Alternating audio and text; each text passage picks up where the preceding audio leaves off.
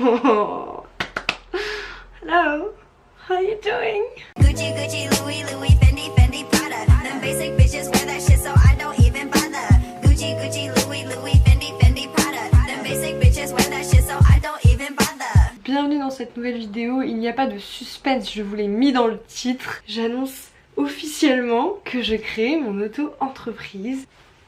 Je pensais pas que ça arriverait si tôt comme ça.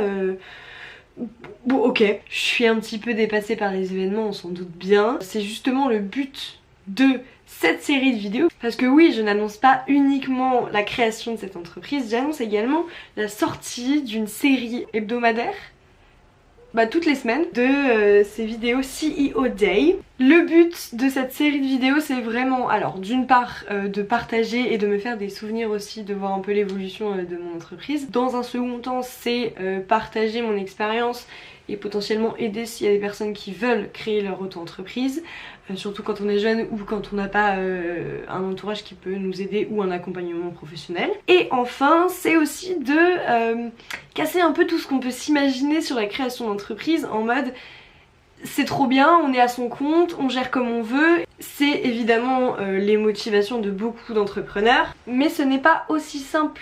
Puisque être à son compte, c'est également faire la compta soi-même, faire les contrats soi-même avec les clients, gérer en fait tout un business de A à Z. Donc c'est à dire que tu fais le métier que tu fais actuellement, mais tu rajoutes toutes les tâches que ton patron fait. Bref, aujourd'hui, nous sommes dans le premier épisode. Je vais vous expliquer, vous inquiétez pas, ce que je crée comme entreprise et où on en est et ce qu'on a à faire. Beaucoup. On va arrêter de faire durer le suspense. Aujourd'hui, je vais vous présenter mon premier petit bébé qui s'appelle l'atelier digital. Ouais. Donc je vais proposer plusieurs services.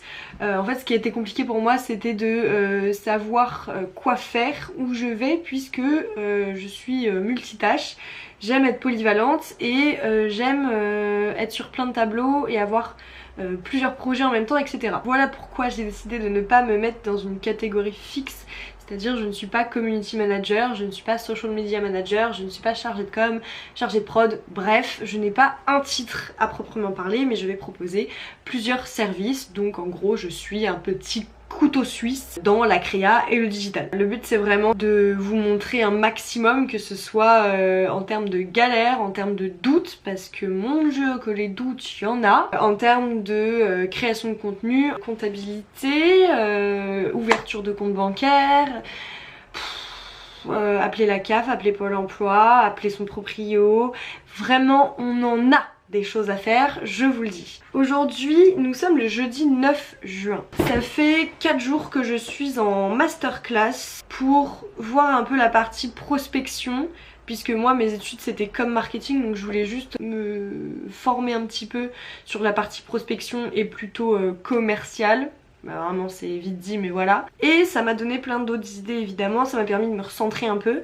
Donc c'est pourquoi j'ai fait une petite liste des choses qui nous attendent dans cet épisode. Alors déjà ça commence mal parce que j'avais noté que je devais vous expliquer pourquoi je créais mon entreprise à 22 ans, d'où ça vient, mes envies, etc. C'est quelque chose que je n'ai pas fait. Est-ce que c'est utile? Si vous trouvez ça utile, posez-moi des questions.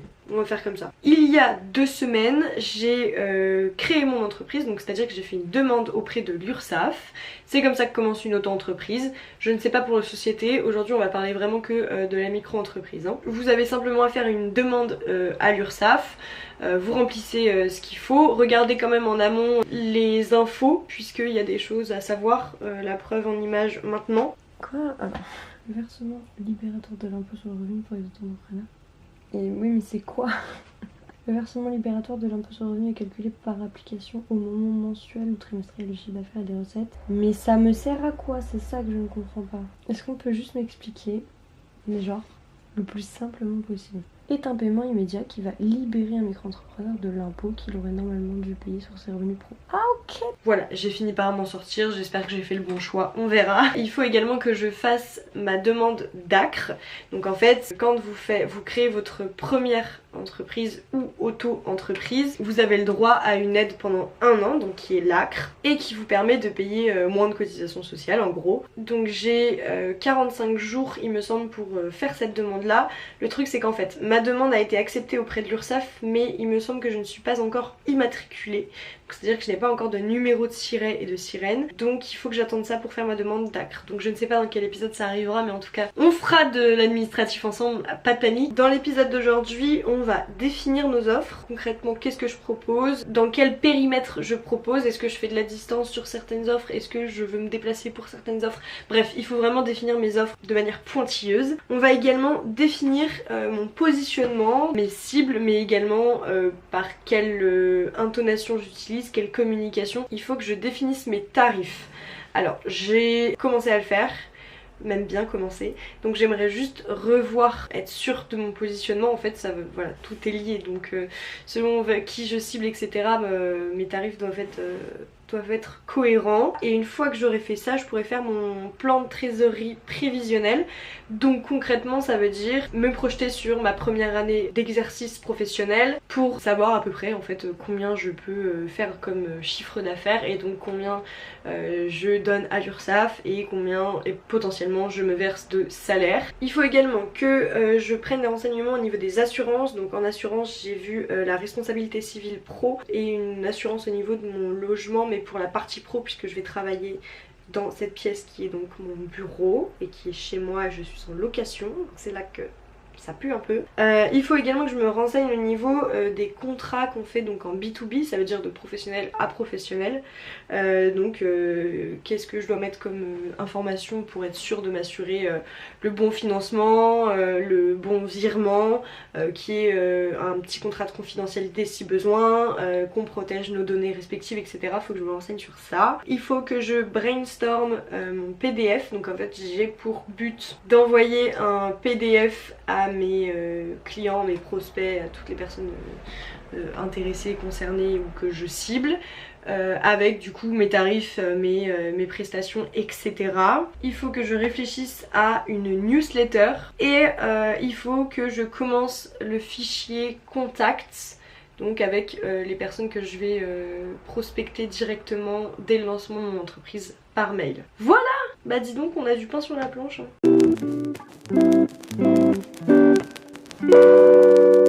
Et là ce que je vais faire, c'est que sur un Word, je vais vraiment noter le détail des offres.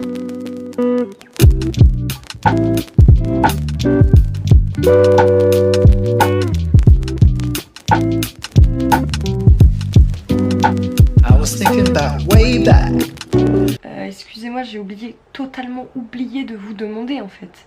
Vous avez vu la petite intro? Ça sera l'intro spéciale pour l'atelier digital. J'espère que ça vous plaît.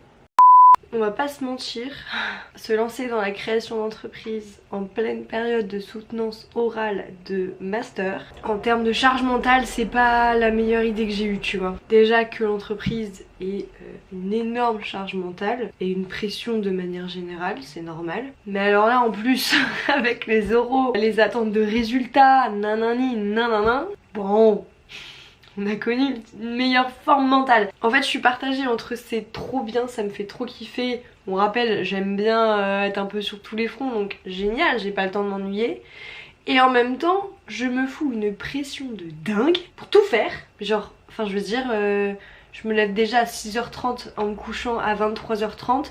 Je ne peux pas allonger mes journées. Oui, c'est ce type de doute qu'on va avoir tout au long des CEO Days. Moi je vous le dis. Bon, soit, je vais cibler 2 domaines, donc il faut que je pense à mes cibles mode et ma cible développement perso. I thought I had it figured out when I thought that I knew what to do and I didn't need you. I can't imagine if I stayed back, what would happen if I never found you. Those times were hard and all I did was resent you. Oh no, I don't want to go back. Oh how naive I was. I'm running to where my hope is, where I know I'm free.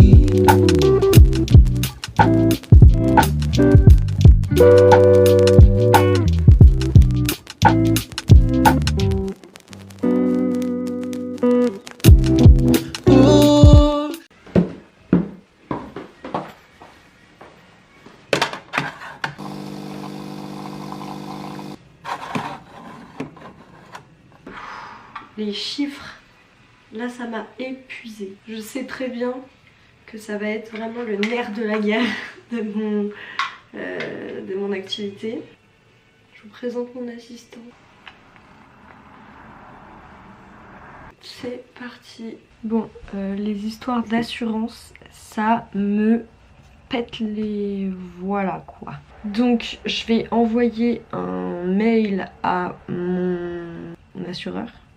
C'est comme ça qu'on dit en fait.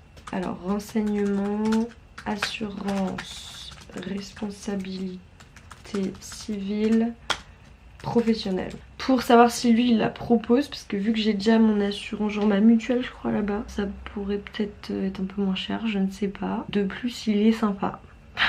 C'est un critère. J'ai fait un devis en ligne chez la Matmut et il me proposait, je sais plus si c'est 23 ou 26 euros par mois, ce que je trouve cher. Puisque c'est plus cher que ma mutuelle. Genre, mon entreprise serait plus protégée que ma propre personne. C'est la réflexion que j'ai eue. Je sais pas si c'est normal, ça se trouve oui. Hein.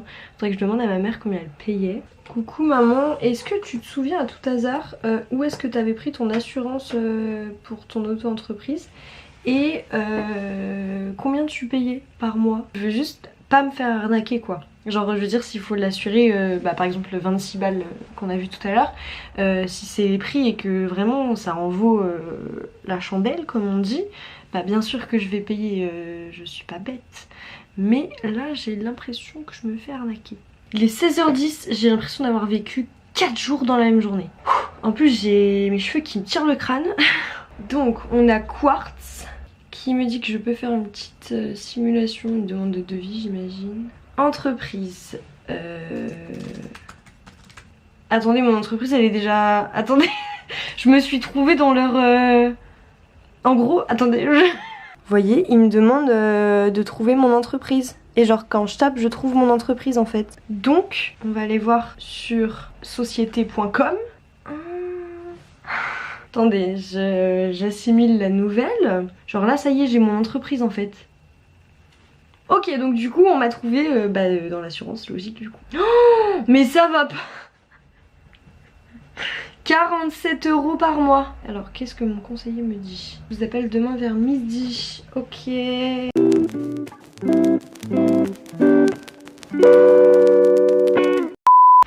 Nous sommes le lendemain, il est 11h. Évidemment je ne commence pas à travailler, j'étais en train de monter cette vidéo. Hier j'ai eu un appel, mais j'ai pas eu le temps de dégainer ma caméra, j'étais pas prête, pour du coup une proposition d'assurance.